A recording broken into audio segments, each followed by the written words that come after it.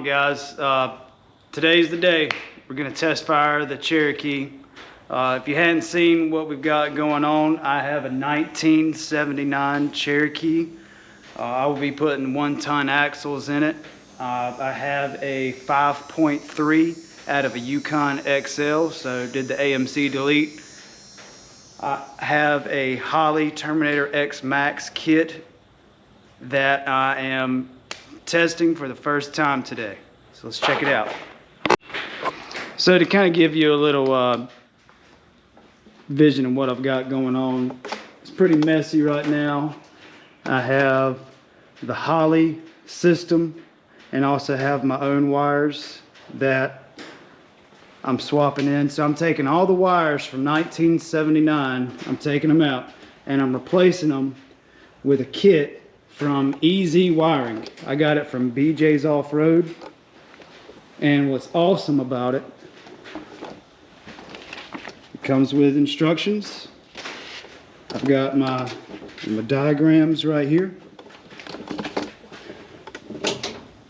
But another awesome thing about it is it has right here, I don't know if it's gonna be able to pick it up on camera, but every like 6 inches it says what it is.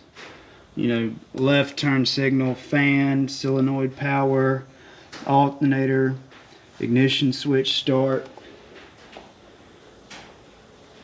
So it's pretty cool. So if you don't want to mess with wires from 1979 on your project, definitely check them out. So all this stuff right here is not where it's going to live. I just have it just kind of mocked up just so I can get this thing running to make sure the motor's not knocking like a... So I've got my Holley Terminator X Max computer. It'll be on a mount on the inside behind this right here. So I've got a couple of buddies coming over that's gonna hopefully help me get this thing test fired.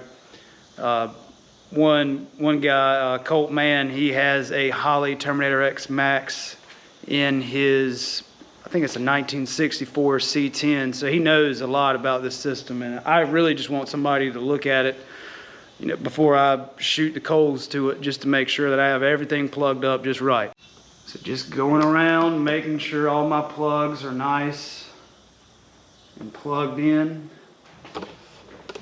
I said in one of my older videos, you know, there are some plugs on this that I'm not using, so if you see some of these right here, like, why ain't you using those? I'm using a drive-by wire, so a lot of the stuff I don't need.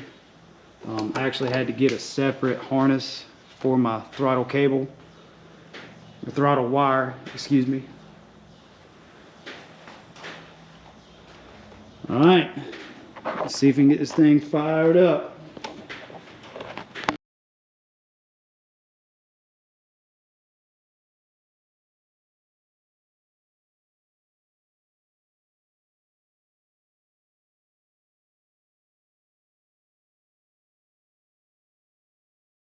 You ready? Yep.